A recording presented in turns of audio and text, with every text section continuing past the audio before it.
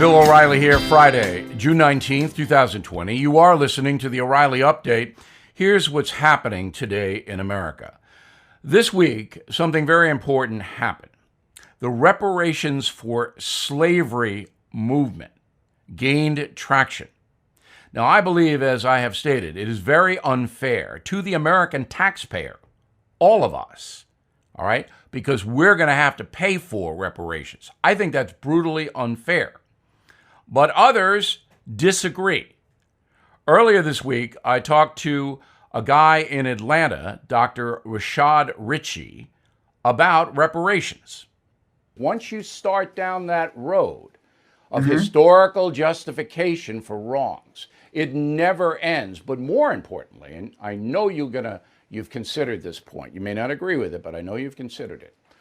If you do this, you divide Americans. And you can say lineage, you can say it, but you divide them by skin color. You have a specialized group that is now getting money from the taxpayers, all of the taxpayers, for historical injustices.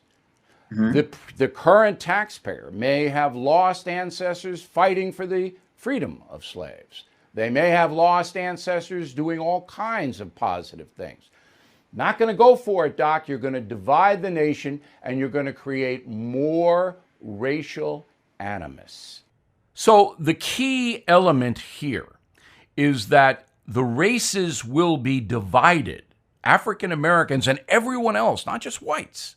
If reparations ever pass in Congress and are signed into law by a president, which Biden would do, by the way, Joe Biden would sign it, okay, then it's going to be, wait a minute.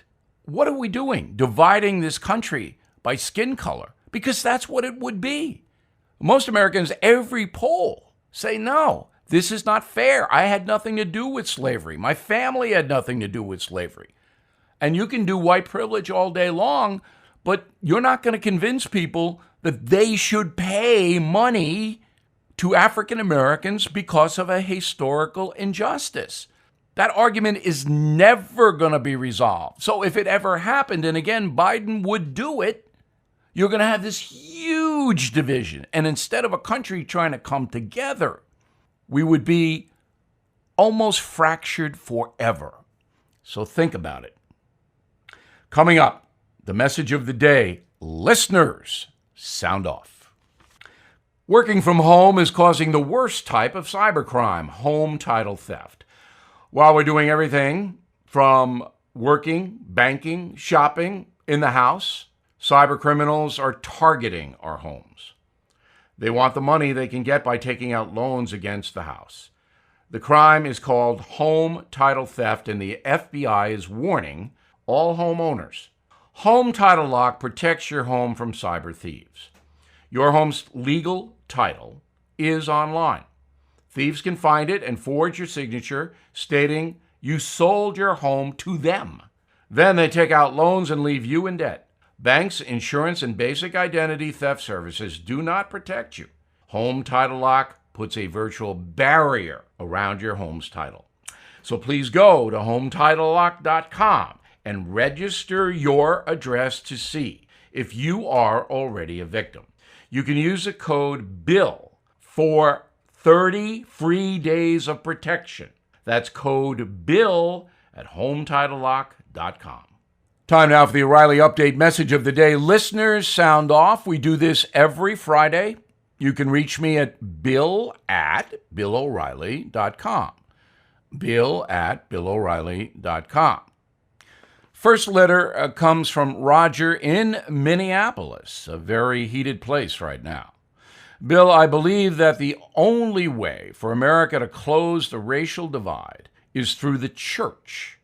For years, I attended an integrated church. We worshiped using a mix of typical black and white music and religious traditions. We also developed good social relationships with many black couples. Well, Roger, I really appreciate the letter. That is one way that Americans can come together through spirituality and worship. But you don't hear that emphasized anywhere. Not in the media. They're not going to tell you to go to church. That's for sure. But it is a good idea. And again, thank you for sending that letter. Moni is in Las Vegas. Can you explain, O'Reilly, why no one has said we need to go after the African countries who captured black people and sold them into slavery? Why are they not responsible for what happened to black people? Moni, that is an argument that has no validity whatsoever. Number one, African countries back in the 17th and 18th century, there were no African countries. They were all controlled by Europe, and tribalism is what was going on that continent. So to blame some fictional African country just is not valid and masks the real issue. The U.S. was wrong to ever have slavery. Our economy in the South was based on slave labor. But we righted the wrong in the Civil War. Paul, St. Louis. Bill, do you believe we are headed for civil war in this country? Paul, we're already in a social civil war. You know that. The difference between traditional Americans and the far left, that gulf will never be breached.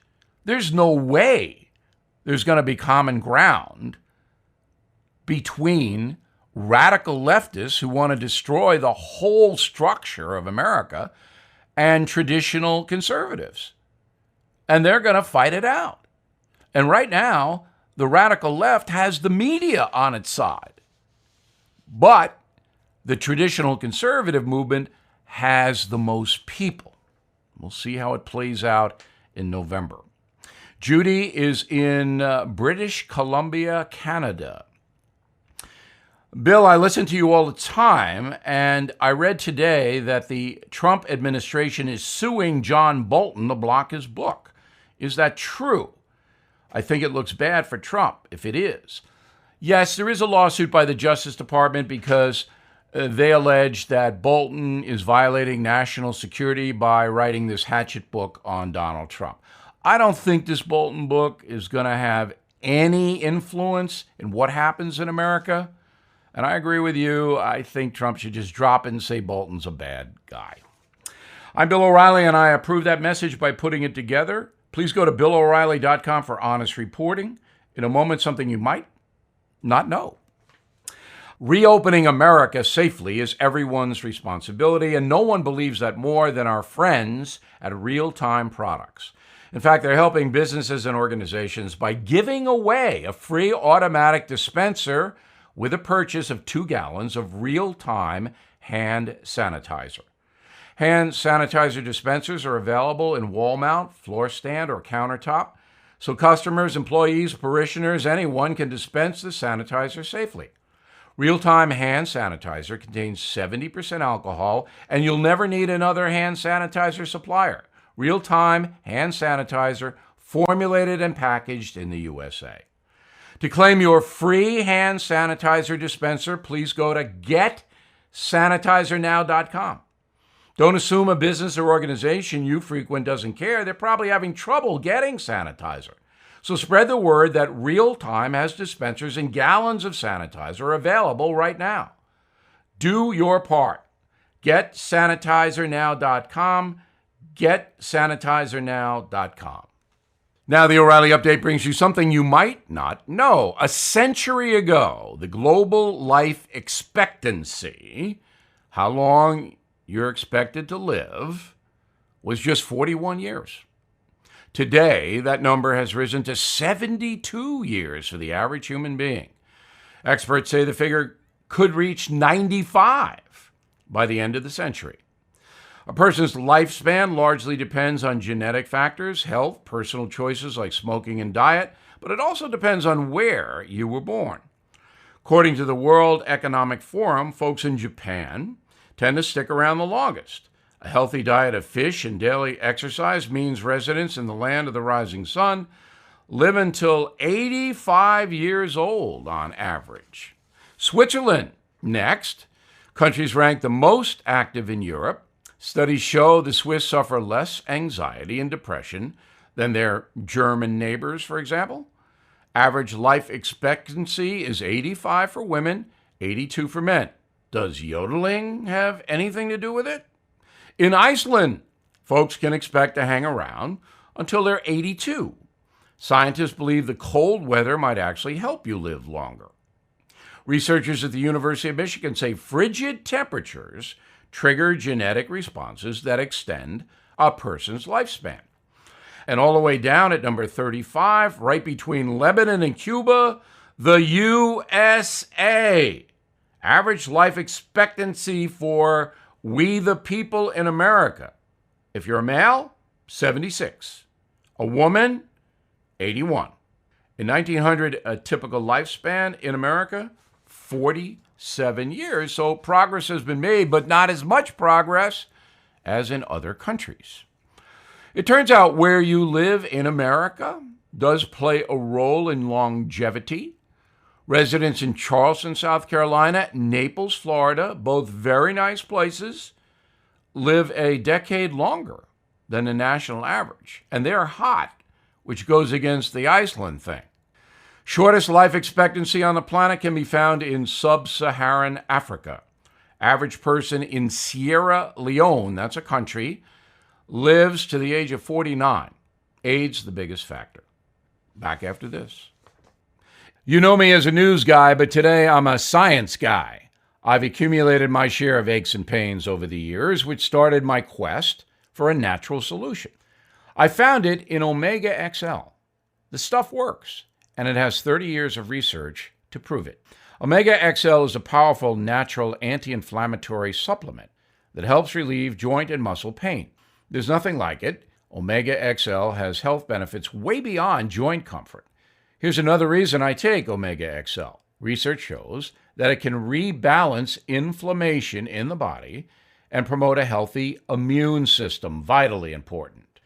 So, please do two things today for yourself. Stay close to your loved ones and order Omega XL, the supplement that can deliver pain relief while improving your overall health. Order now and get a second bottle absolutely free of charge. Please go to omegaxl.com/bill. That's omega, the letters xl.com/bill. Thank you for listening to the O'Reilly Update. I am Bill O'Reilly. No spin, just facts, and always looking out for you.